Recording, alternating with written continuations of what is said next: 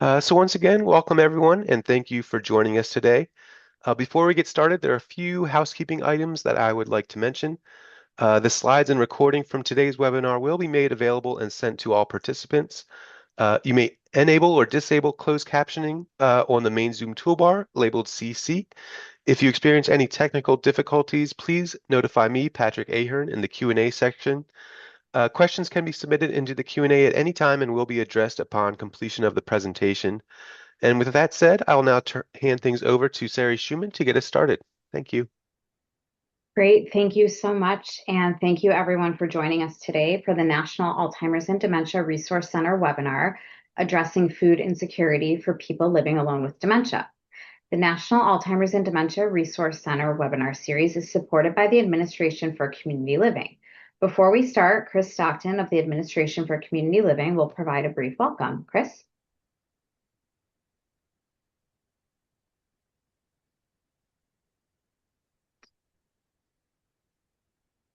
Sorry. Wow. Mm-hmm. Welcome to everybody. Good morning, good afternoon. Thank you for taking time out of your busy days to join us for this important topic. And thank you, Nellie and Kristen, for taking time out of your days to share your illustrious knowledge on this topic. Great. Thank you so much. So as you heard, today's presenters are Ms. Kristen Romea and Ms. Nellie Gonzalez. Kristen Romea is the Director of Supportive Services at Alzheimer's San Diego. She is a nonprofit leader with extensive experience developing and overseeing programs that support people living with dementia and their care partners. Her work is focused on addressing social determinants of health, such as food insecurity, to promote safety, dignity, and independence for older adults, including those aging alone. Nellie Gonzalez is a supportive services manager at Alzheimer's San Diego. She oversees Alzheimer's San Diego's All's Ally program, where she leads efforts to support older adults aging alone. She brings deep experience working directly with individuals facing food insecurity, as well as the volunteers who support them. At this time, I will be turning the presentation over to Kristen Romea to start. Kristen? Thank you so much, Sari.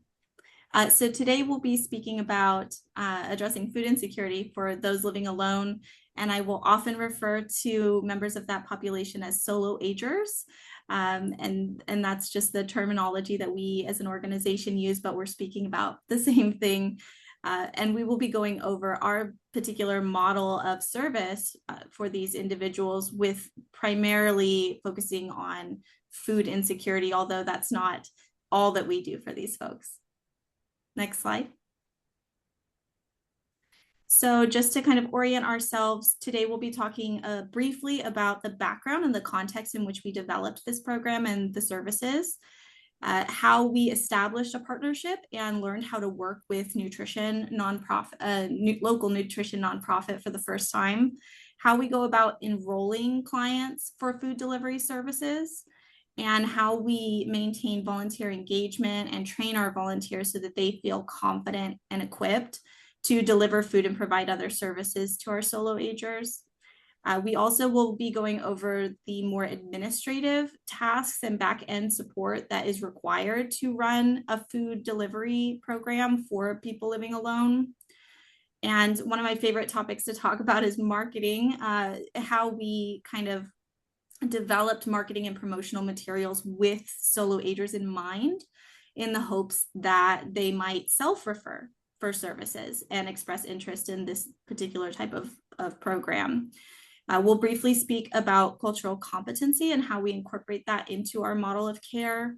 And of course, we will speak about how we evaluate the impact of the services we provide, including food delivery. So first, I want to share a little bit about my organization, just to kind of orient everyone to the services we provide and the role that we play in the community, and how we were able to situate food delivery services into our existing suite of programs.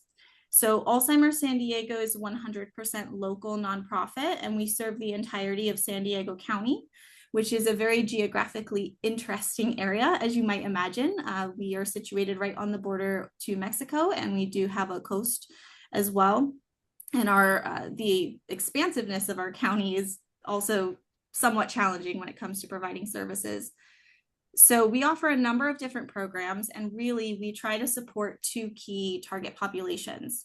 The first being people who are living with dementia, and that's any type of dementia, not just Alzheimer's disease. And the second being caregivers. And we have a very broad definition of caregivers. So we define that as anybody who is providing care to someone living with dementia, whether it be a family member, a neighbor, a friend, somebody that lives locally, somebody that lives long distance. We really try to target all informal caregivers.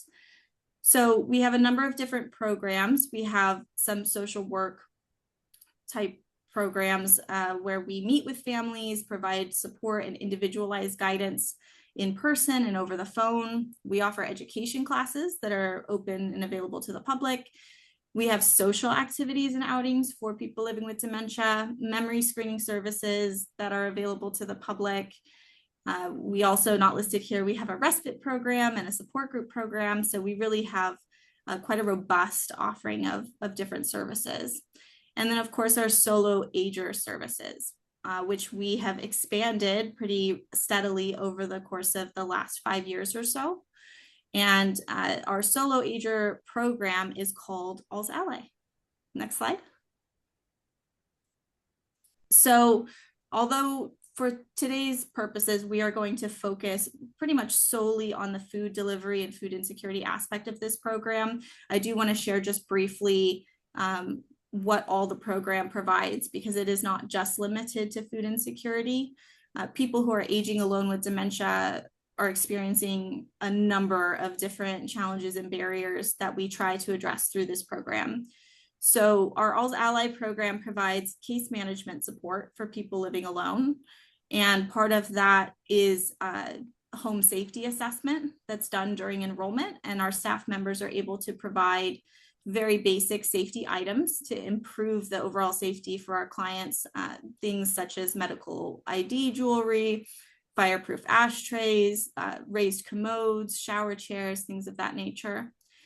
We also focus very heavily on social engagement, because so many of the people we serve who live alone are extremely socially isolated.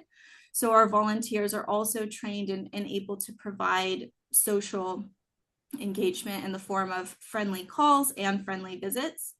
And then, of course, our food delivery, which again, that's primarily what we'll be focusing on today.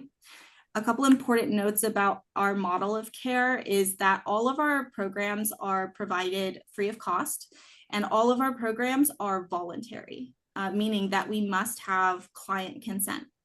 We do not do unannounced home visits without the client consenting to us being out there. And so it's really important that we get that consent when a client chooses to participate in our program. That being said, as probably a lot of people on this webinar are aware, many folks, about half of people with dementia, are not necessarily aware of the changes that are occurring with their memory and cognition. So our staff receive a lot of training on how to approach these solo agers and present services in a way that's going to be, palatable to them or even exciting to them. And a big piece of that is the food delivery, because food is so expensive and because we can provide it for free. It has actually helped us with getting that informed consent at the beginning of services. We also do require that our clients have a working phone. And that is because our volunteers and staff need to reach them oftentimes to coordinate services. Next slide. So a little bit about the county and the geographic area that we serve. There are a number of different law enforcement entities. I believe there are 9 police departments and then a large number of sheriff substations. And we primarily, in the beginning, connected to solo agers through our partnerships with law enforcement. We were getting referrals from our law enforcement partners for folks living alone. And that's how we first came to learn about this population and began serving them. 1 in 4 San Diego County residents are food insecure. And these rates are expected by many to increase with the rising cost of food. And 182,000 older adults in our county are food insecure. Making things a little bit more challenging is the fact that many older San Diegans are also homebound or have limited access to transportation. So it's a bit of a perfect storm in our county. Next slide. So there is a lot of really wonderful data available on the topic of food deserts that we referenced when we were initially building this program. About a quarter of all of our census tracts are considered food deserts. And a food desert, as defined by the USDA, is if it's an urban area, that means that someone would have to travel a minimum of 1 mile to obtain healthy food from a place like a grocery store. Or in rural environments, it would mean that someone has to travel a minimum of 10 miles. So you can see by all the lovely colors on this map that there's a lot of areas in our county that are considered food deserts. And when you add into the equation that many of our clients are homebound, don't have transportation, and many of them also have medical concerns that prevent them from walking long distances, there's just a lot of barriers for them to obtain healthy food. We do have a number of really wonderful meal delivery programs in our county, and these are, sometimes used by solo agers and are sometimes appropriate for them depending on the situation. But some of the barriers that we had started to notice with meal delivery services that made us want to start a food delivery service were that many of our clients are not able to cook or are not able to cook safely. There are concerns around fire or using appliances incorrectly. And so most of the meal delivery services throughout the county provide frozen meals. So that becomes a barrier for them. In addition, those of our clients who are earlier stage, many of them want to maintain their autonomy and their independence as much as possible. And part of that is cooking. They want to be able to cook their own meals. And so they appreciate having food delivery so that they can continue to do that. Next slide. I'll hand it off to you, Nellie. Yes. Hi, everyone. I'm Nellie. So I'll start talking about working with nutrition nonprofits, and I'll start talking about who we have here in San Diego. So in San Diego County, we have two main food banks. We have the San Diego Food Bank, which is the local nonprofit, and that is an organization that we currently partner with, and their warehouse is actually pretty close to our office, so that makes it convenient for us. The other large food bank here in San Diego is Feeding San Diego, which is the local chapter for Feeding America. Although they are different organizations, they do function very similarly. They both partner with nonprofits that serve the needy, ill, or children. And they're also looking for partners that have adequate space, equipment, and a process for distributing the food that they hand out.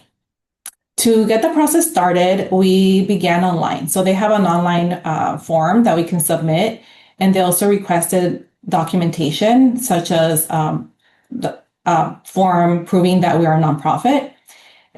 Once they looked at our plan and our program and what we wanted to do with the food, we had conversations, and once they approved us as partners, then we moved forward with a site visit.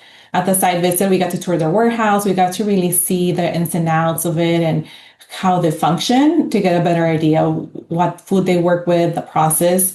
And we also got to do an in-person training on what we would do when we would be shopping. So where we park, what are the items that we get, and the process for purchasing the food.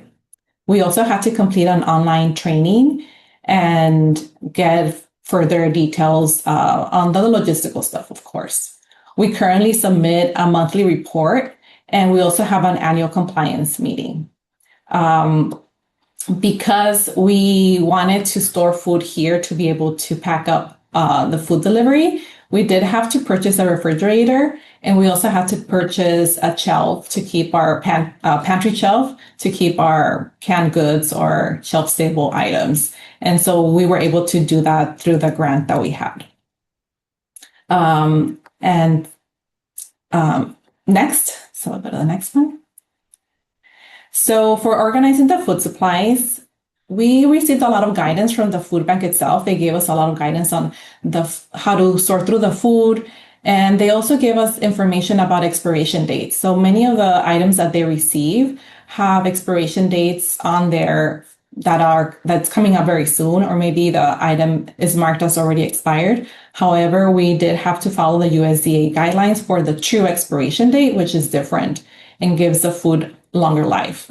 And so in order to avoid confusion with clients and to make sure that they do dispose of the items if needed by the true expiration date, we have a stickering process. So we have stickers and we cover the older expiration date with the true expiration date sticker. We also have a first in, first out system for pantry items. So for canned goods, so the canned goods that are closest to us or in the front are the ones that need to go out first. And that really helps with packing the items faster. When we get the produce, we also get those in large bulk, for example. So we do have to portion them out, and we do so by putting them in clear grocery bags. The refrigerator that you see in the picture, that's actually a refrigerator that we have right now. So you'll see, for example, the oranges on there already portioned out and ready to get packed, as well as some other items like the snack cheese and what is it that we have there? The yogurts. We also purchased egg cartons, the 6-pack egg cartons, so that we're able to give out eggs for individual use. Clients usually need enough for a week or two, so we don't want to give them too much because then they're not going to be able to eat through all of it. We then also purchased stamp and ink because we want to use that to help with the stickering process. We began by just writing everything, the real expiration date by hand, and that took forever. So anything that makes our process faster, we're always looking for ideas. Next. So to enroll clients in the food delivery piece, I'll go into more details of how that happens. So as Kristen mentioned, we do have to conduct a home visit to enroll them in our Ally program. So our dementia care coach, which is our staff that work with clients directly, they will call the client, they'll schedule the home visit, get consent. If the client expresses any need for food, or maybe the care coach offers food and the client accepts, the care coach will gather a bit of information about any allergies or any dietary needs that they need to know in that moment. So the home visit could be the first time that the client also receives the food delivery. While they're there, as Kristen mentioned, there's a home assessment that's completed. So the care coach will assess for safety at home, needs that the client has. They will look into what are other services or resources that they're already connected to, or what are some other resources that they could connect them to, such as a meal delivery program. The clients in that home visit can also opt in for other services like the friendly visits or friendly calls. Once they build rapport, there's transportation that could happen too. So we really try to build rapport though between our clients and volunteers. Many of the clients that receive friendly visits will maybe get the same volunteer to do food deliveries, or they will be the same volunteer that will later do transportation for them. So we often see that volunteers get really close and build good rapport with the clients that we serve. Next. This is one of the documents that we use to capture more details.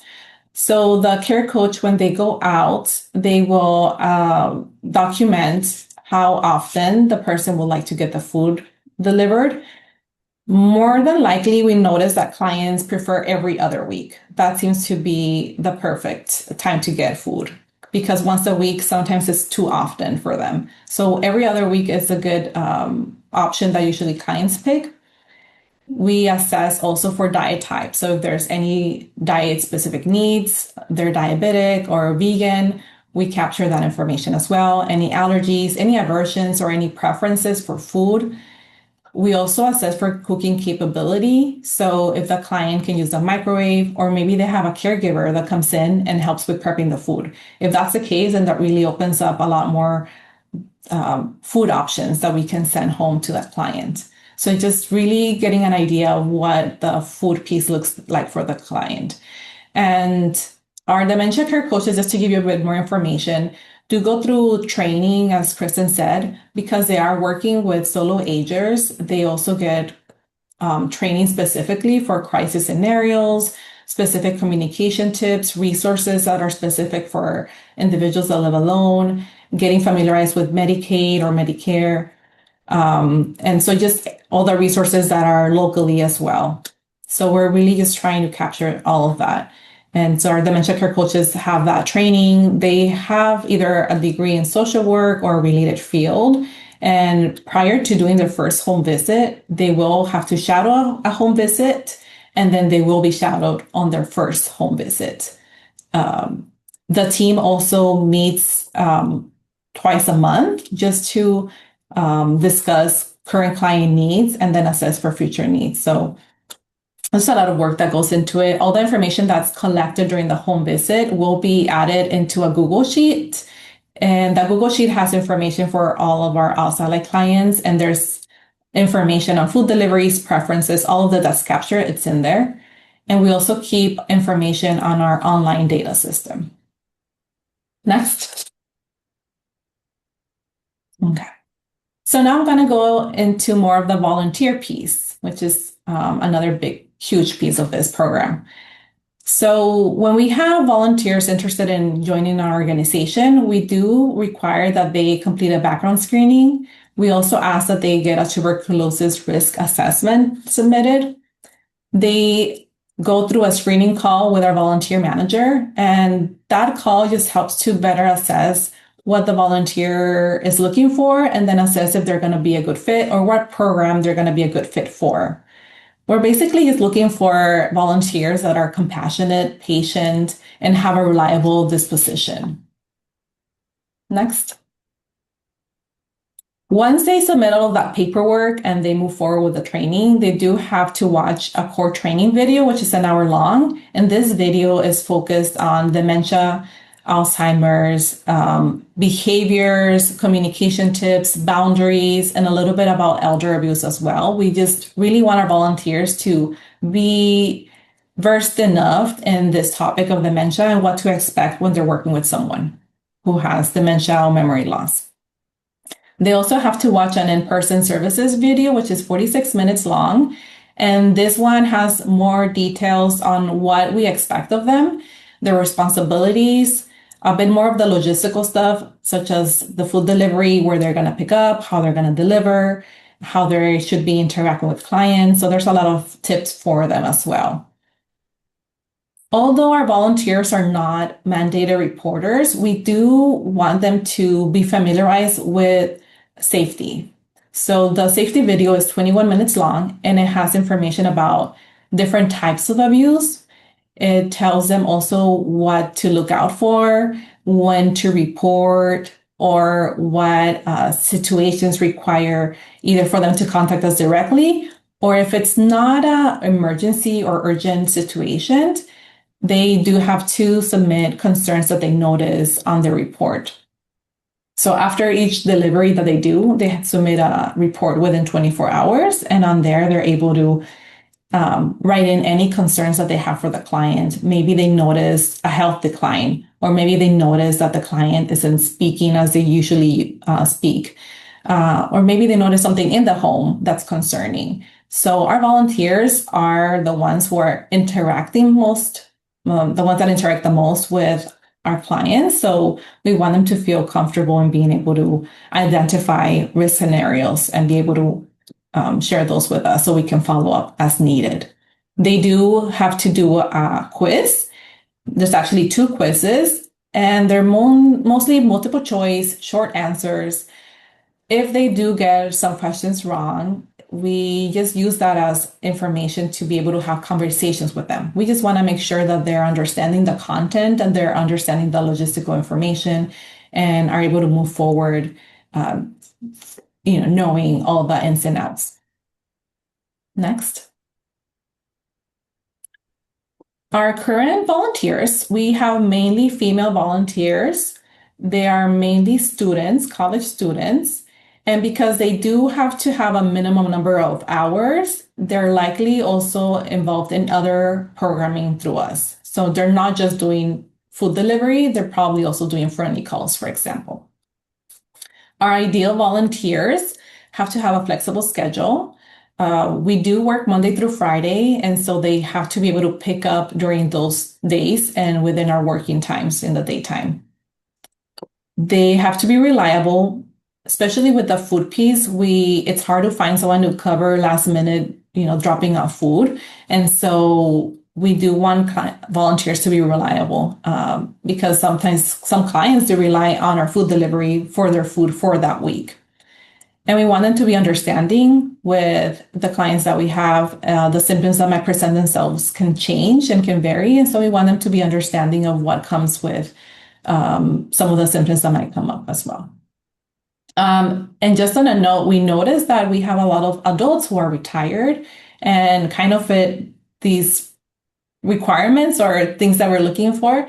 And we've had a few adults who are retired, and they're great. They really have been coming through for us. And so that's another target demographic that we're looking for volunteers. And we're hoping to get more adults as well, older adults. Okay, next. So just now going to more of the admin and backend support information. Next. This is a picture of our food pantry that we got. And so that's just to give you an idea of what we got. It's nothing huge, but it holds a lot of items. And we do have the first in, first out method, if you'll see.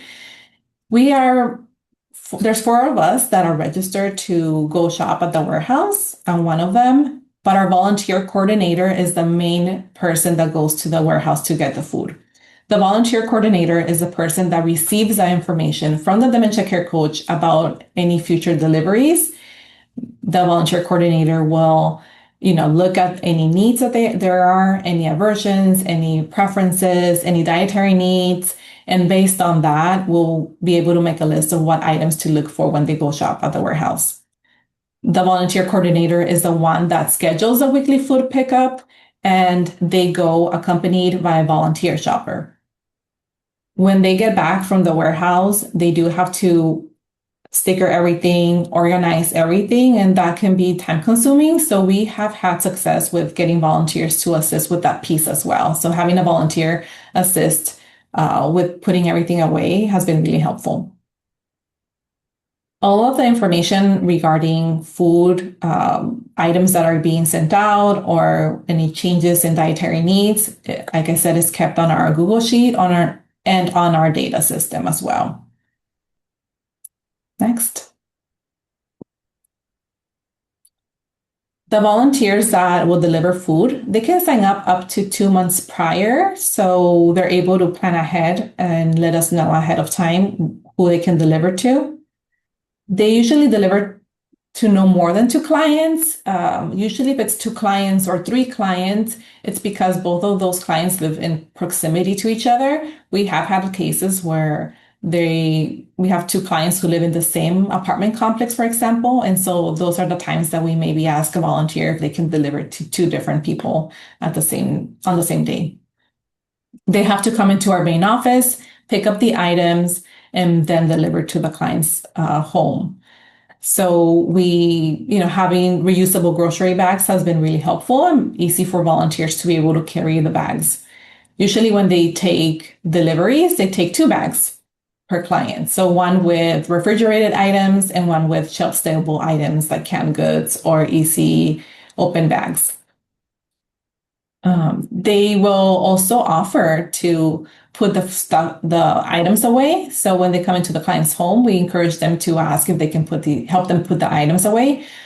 One is because it ensures that the items are placed in the refrigerator if needed, and they're not kept out for a long period of time. It also helps them to have a bit more of an interaction with the client. And if they're delivering to the same client, they'll be better able to assess in the future if there's any changes with the client's needs or maybe cognitive functioning. Sometimes they were also able to see if there's any items in the refrigerator that need to be thrown out for food safety. Once they complete the food delivery, they do have to submit a report within 24 hours. And within a week, we do about 5 to 7 deliveries. Like I mentioned, we mainly deliver every other week per client. So about 5 to 7 deliveries a week. And we have about 15 to 20 different volunteers that are currently delivering. But, any volunteer that's doing, let's say, friendly calls, if at any point they want to sign up to do deliveries, they can do so as well. Next. And this is Kristen. So I'll be talking briefly about marketing and how we approach that, because this was really our first time trying to market a service to folks living with dementia. Through previous programming, we had really relied heavily on caregivers to navigate the process of enrollment for programs where the person with dementia was involved. So this was the first time that we realized we needed to actually appeal to folks living with dementia really well if we wanted the program to succeed. So when we developed these materials, we wanted to make sure that the language in them was not stigmatizing, and that it was appealing to people who we were trying to get to call us to enroll in services. So the first thing that we were trying to avoid was making it seem as though someone needed to have a formal diagnosis of Alzheimer's or dementia to receive services from us, because we do not require that.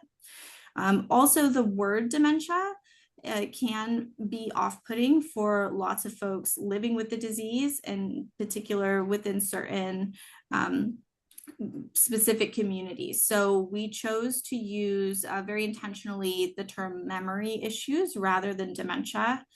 And I am very happy to report that we got several clients reaching out fairly early on in response to seeing our promotional materials, and they were self-referring to the program. So we feel that these efforts were largely successful.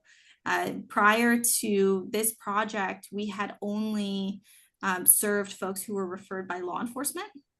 So encouraging this self-referral process was new to us, but it went overall, I thought, pretty well. Next slide. So when it comes to cultural competency, this is something where you would really need to consider the specific demographics for the area in which you live. So I will speak to San Diego and what we were trying to accomplish here based on the demographics we have.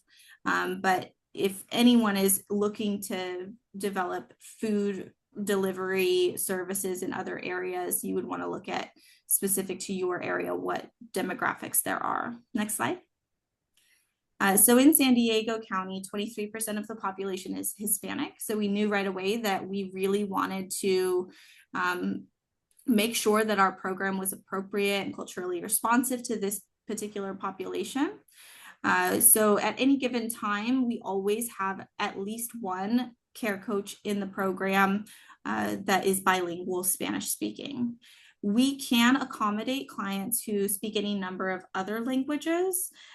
For our staff, we have a translation service that we pay a subscription for that allows us to translate our interactions with clients who have a different preferred language other than English or Spanish. And we actually have volunteers who speak a number of different languages too. We've been able to accommodate that.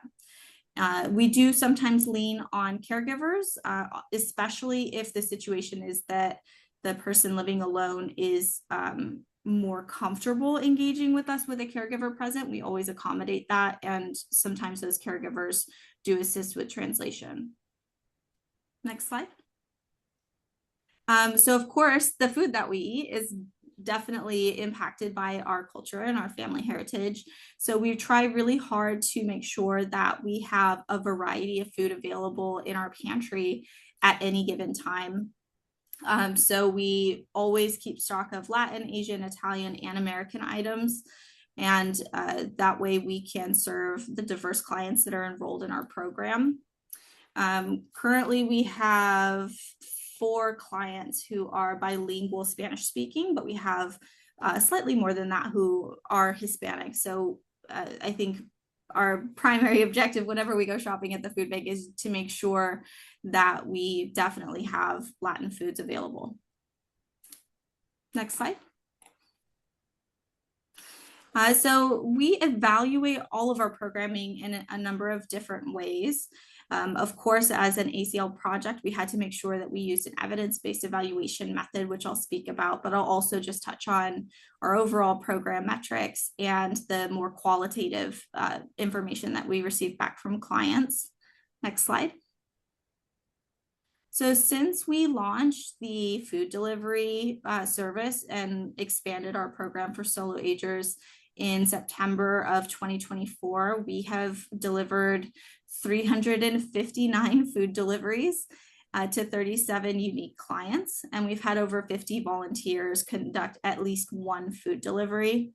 We're really proud of that and seeing just the reach and the impact of the number of people we're able to serve, and we've really been able to scale the program as the need increased over the course of our project.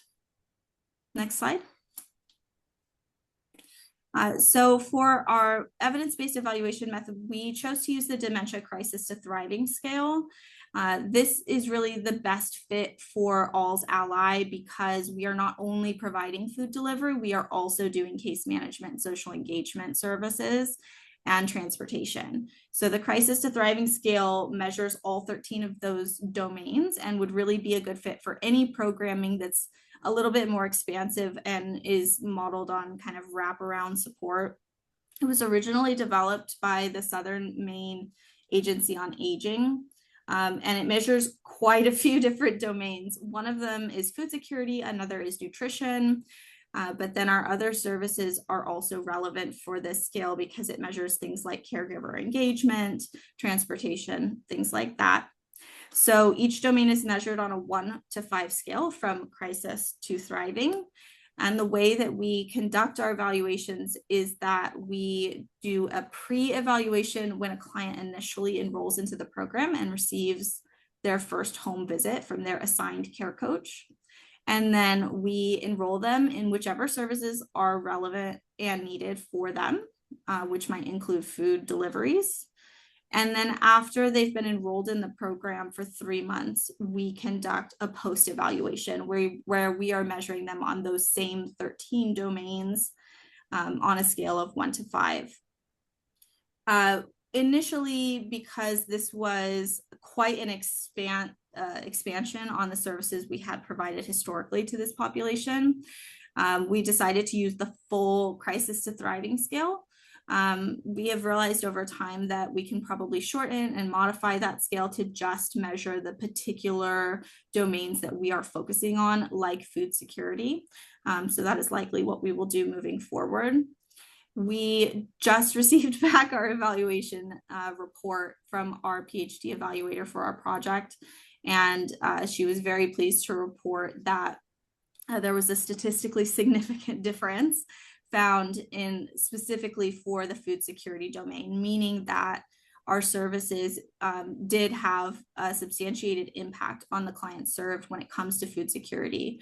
Clients were more food secure at that 3-month mark than they were when they initially enrolled into the program, which we are just over the moon about. Next slide. So the other way that we evaluate our program is by collecting feedback.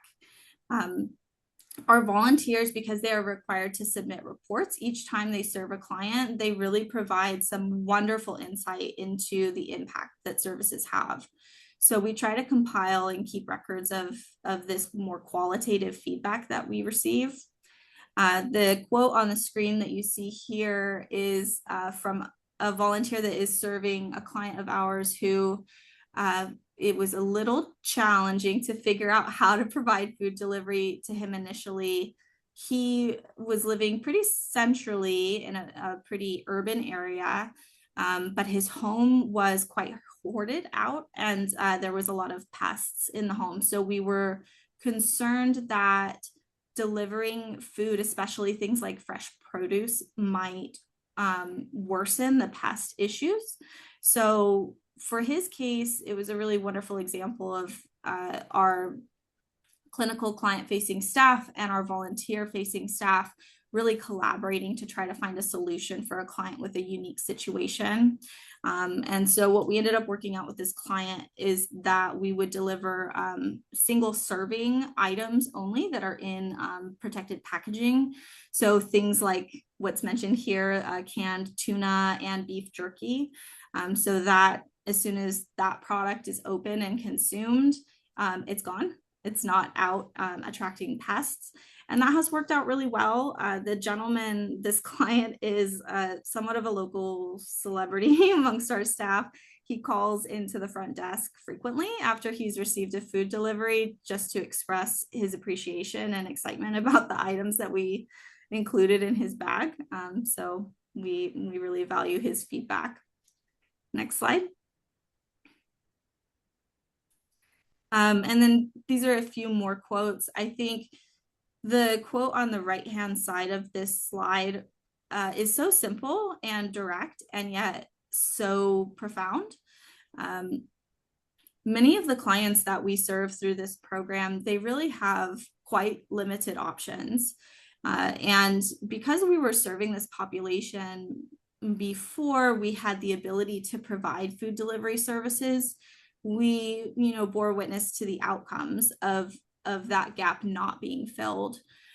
So it is really wonderful to see the change in services that we've, that gap that we were able to fill. When we were working with these clients and providing only case management services through our partnerships with law enforcement, we would frequently run into scenarios where there was no clear solution. For example, we had a gentleman who was in a food desert. He lived in an urban area, but the nearest grocery store was 2 miles away. And the only food that was close enough for him to access was a Chinese restaurant. And so he would walk there every day. He also repeatedly lost his debit card, so he would pay for his rent and almost everything in cash. So he would walk to the Chinese restaurant and pay cash for that Chinese food each day, and that was all that he had access to eat. In situations like that, because he was not able to cook, so meal delivery wasn't a good fit for him, there was just no clear solution. So having a clear solution and also having a service that is available to complement the other services and programs that are already out there available in the community has just been really wonderful for these solo agers. And then the other quote on this slide is from one of our volunteers. And this is a volunteer that provides food delivery and the friendly visit service. So you can see kind of how those two services really complement and enhance one another. Many of our clients receive 2 or more services from us, whether it's the food delivery in conjunction with the friendly visit, or sometimes rides, or the friendly calls. Being able to offer that suite of services, I think, has really allowed for our volunteers to build really meaningful relationships and bonds with the clients that we serve through this program. Next slide. Of course, all the work that we did through this project was supported by the Administration for Community Living, and we are so grateful. We've managed to build quite a sustainable program because the cost of the food itself is very nominal. However, building the infrastructure, purchasing an industrial refrigerator, purchasing pantry shelving, things like that would only have been possible with the grant funding that we had through this project. Next slide. So if anyone has further questions or are looking to implement something similar in their community, you're more than welcome to reach out to myself or Nellie. We are always happy to share more about what we are doing in our community here and how that might be replicable. Great. Thank you so much, Kristen and Nellie. We have so many questions already for you lined up. So if we could just go to the next slide, and those who still have questions that they want to get answered, please put them in the Q&A pod of the Zoom platform here. And we'll go ahead and get started since there are so many questions. Just to kind of set the stage a little bit more of what this client population looks like. A few people were asking how many people Alzheimer's San Diego serves annually through all its programs. And then if you could just give a reminder about how many clients you're serving per week, and then to date with the meal service, the food delivery service, that would be really helpful for people to understand. Sure. So through all of our programming, last year, 2025, we served right around 3,500 unique individuals. That's folks with dementia as well as caregivers. And then as Nellie mentioned, we are delivering on average to about 5 to 7 individual unique clients per week through this program. Great, thank you. Can you talk a little bit about if there's a cost for anyone to get the food deliveries? And is it intended only for people with low income or available to anyone with memory issues who's living alone? You want to take that one, Nellie? Sure. So the Al Saleh program is specifically for clients that live alone. And so to be part of the food delivery program, they have to be part of that program. And so it's for individuals that have dementia, Alzheimer's symptoms, or memory loss and live alone. They can have a care partner, but no one else should be living with them. And so once they're part of that program, they'll have access to the food delivery if needed. And it is completely free of charge. Yes, we do not look at income for the piece. Great, thank you. So there's lots of questions about true expiration dates. Lots. Can you talk a little bit about where those true expiration dates are found and if that information is available publicly to anyone? I can speak to this. So the original source is the USDA.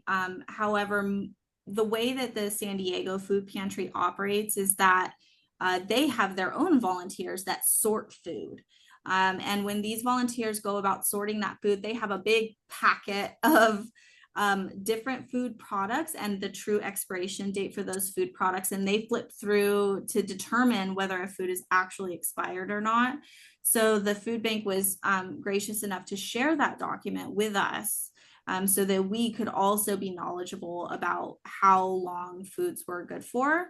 My guess is that probably other food pantries are doing something very similar, but I'm not sure how much of that information is available publicly online. Great, thank you. I just want to ask Patrick, can you go one slide back where Nellie and Kristen's information is? A lot of people are asking if your programs run at all anywhere besides San Diego County. And I'll just say this is for Alzheimer's San Diego and people who live in the county. But our hope with these kinds of webinars is that you leave with information that inspires you to, build on programs you already have or start similar programs. So please feel free to reach out to Kristen and or Nellie with questions about the program so that you can get the information you're looking for or can be pointed in the right direction. So we'll just leave that slide up there for a bit while people can take down the information. So that should help answer a bunch of questions here. And then some people are asking about the distinction between meal delivery and food delivery. And you mentioned the desire of some of those who serve to engage in cooking, which makes sense for food delivery, but also there's the safety concerns and barriers. So how do you, address those concerns and figure out what the best approach is for each client? Feel free to chime in, Nellie, because you might have some additional information on this. But we really try to modify our approach when it comes to food delivery to the specific needs of the client. So for the clients enrolled in our program that are just not able to cook, we only provide them with products that are ready to eat. Things like fresh produce, bread, cheese, stuff like that. Protein drinks are in huge demand. Many of our clients really like having those. And so we always ask the food bank if they have any of those available when we're getting ready to go shop. Nellie, do you have any other thoughts on that one? Yeah, I think a big piece is the fresh produce. That's a big incentive. Sometimes when they're signing up for meal deliveries, they'll get a ready to meal that they can eat. However, sometimes they request something like some fresh fruit that they can just eat in the mornings. Something that's lighter. Also snacks. Sometimes we'll be able to provide snacks for them. Oftentimes that's helpful for them too. So it's just the items that can be obtained through our food program versus other meal delivery programs is different as well. Great, thank you so much. There's a series of questions about volunteer management that came through that I think is very helpful for others who might want to set something up. So the questions are around, do volunteers have to have an ID? What are some of your retention strategies? Do you reimburse volunteers for any of their costs like mileage? Can you talk a little bit about some of those? Yeah, so they do have to submit some information. Like I said, we have to do a background check on volunteers. So there are some documentations that we collect from them prior to moving forward with training. Right now, we are not able to reimburse volunteers for the gas that they spend, for example. So in that sense, it's volunteer. I don't know if you want to say something, Kristen. No, I think that when it comes to retention, we do have a director of social programs and volunteers who, spends a lot of time and effort on making sure that our volunteers feel appreciated and valued. We do have a volunteer appreciation event once a year. We have a Volunteer of the Year award that we provide once a year. And we, assist our volunteers with anything they might need for schoolwork for those of our volunteers who are students. So things like letters of recommendation, assistance with school projects. A lot of times our volunteers will need to reach out and interview a social worker, for example, for a school project. So we really just try to help them out with anything that we can to make sure that they feel like part of the team and that we appreciate all the work that they do for us through this program. Great, thank you. Sorry, excuse me. Another question that came in is, can you talk a little bit more about your steps for being able to sustain the program in the future? You talked about saying it is sustainable, but can you talk about kind of the details of sustaining, please? Absolutely. So the food that we receive from the food bank costs us on average, I think right around $30 a month. So it's extremely affordable. Our partnership with them is a really key component of the overall program sustainability. And then of course, increasing the volunteer involvement with the program. So as Nellie mentioned, in the beginning, we just had volunteers doing the food deliveries, but we now have them involved in things like compiling evaluation data for the program, preparing the food bags, labeling food items, things like that, so that we are spending less staff time on the program. We've also found that because prior to this, we had never dipped our toe into food insecurity programming or providing food resources to the community, that having this program kind of opened up some new funding opportunities for us that previously had not been accessible. There are some local foundations and funders who are only interested in supporting programming that involves food resources. So this program, I think, has more grants attached to it than any of our others right now, which is, extremely important for the overall sustainability of it, making sure that we still have funding backing it even after the conclusion of our ACL funding. Great, thank you. Can you talk a little bit about the translation or interpretation services that you provide? Is this as the visit's happening? Is it prior to? How that's managed?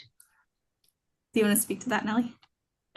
Yes, it's a third party that we can go through, and we can, from the first phone call that we do, if we know that the client does not speak Spanish or English, they have another language of preference, we then use that third party to make that phone call. So they will be translating live. And during the home visit, if we need that assistance as well, we can request that translation service live with a third party. So that's what we found to have worked for us before. Great, thank you. A few people were asking about the referrals that you get, self-referrals, law enforcement referrals. Can you talk a little bit more about how those referrals come to you, how they're managed, and where you're posting about the program, or teaching about the program so people know to do those referrals? Sure. So our relationship with law enforcement is longstanding, actually from a prior ACL project, where we developed a law enforcement referral program. So we really just try to nurture those older relationships. We also have a very strong relationship with our local adult protective services. So we reach out to them periodically and just loop them in on changes to programming and things that they should be aware of. Nellie has conducted in-services in the past for adult protective services, and our education team does ongoing law enforcement training on the topic of dementia. And all of those outlets give us an opportunity to highlight this program in particular, since we know that those entities are touching this particular population really frequently. And I'll just add on that some of the marketing that's done, I know there was a question around that, is online through social media. And so we found that to be successful for those self-referrals. Our education team goes out to do in-person presentations. And so at libraries, for example, or other community organizations. And so handing out flyers to them has also been helpful. Great, thank you. Okay, a few people asked about why a care coach. Can you talk a little bit about if they're actually coaching on anything, and if there was some intention around calling them care coaches? Yes, so an important distinction to make is that none of our staff here at Alzheimer's San Diego are dedicated to only one program.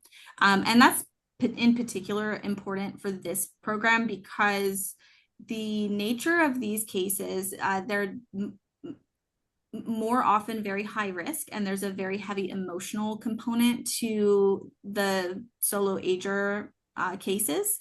So we would never want to dedicate a staff member full time to this program. It's just a lot. So our staff wear a number of different hats. All of the case workers that are operating through All's Ally also operate through other programs. So the program lead, which is Nellie right now, dedicates about half of her time to this program. And then the two other case managers in the program only dedicate about 30 to 40% of their time. So the term care coach is really we're just trying to be broad enough that the title would make sense for these staff members as they operate in the context of different programs like the memory screening program and a support group facilitation and all of that. Great, thank you.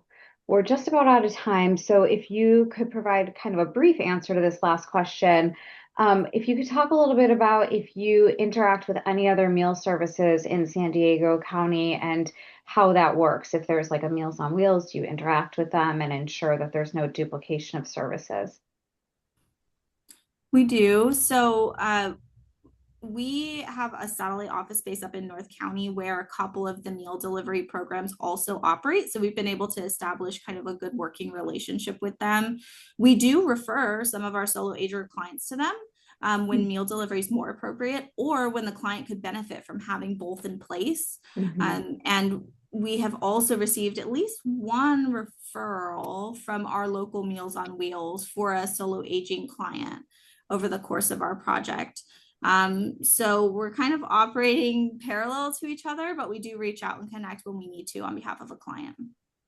Great. That's wonderful. Well, you can tell by the engagement in the question and answer session and There are many thank yous in that Q&A pod as well to both of you for a wonderful presentation today. And thank you everyone who came and learned some great information for providing food to solo agers living with dementia. You can see on this slide, if you have questions about our webinar series, please contact us at NADRC-webinars@rti.org. And thank you everyone for coming. We hope you'll join us again on April 7th when we have the webinar Meeting Communities Where They Are At, Innovative Approaches to Dementia Supports and Services. So we hope to see you then. And until then, we hope everyone has a great day. Thank you.